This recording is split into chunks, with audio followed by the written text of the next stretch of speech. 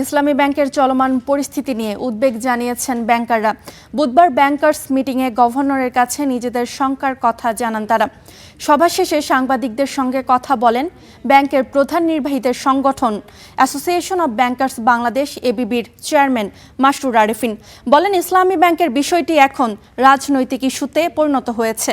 এই ব্যাংকের পরিস্থিতি খারাপ হলে তার প্রভাব পড়বে পুরো ব্যাংকিং খাতে। তাই বিষয়টি সমাধানের জন্য গভর্নরকে অনুরোধ করা হয়েছে। গভর্নর জানিয়েছেন বিষয়টি সরকারের সঙ্গে আলোচনা করার, দ্রুত এ সংকটের সমাধান হবে বলে প্রত্যাশা গভর্নরের। ইসলামী ব্যাংকে যা চলছে চলমান অবস্থা, অস্থিরতা, এটা নিয়ে আমরা ব্যাংকাররা খুবই আসলে উদ্বিগ্ন। বিকজ এটা পুরো ইন্ডাস্ট্রিতে এর বড় রকম নেতিবাচক প্রভাব পড়া শুরু করেছে।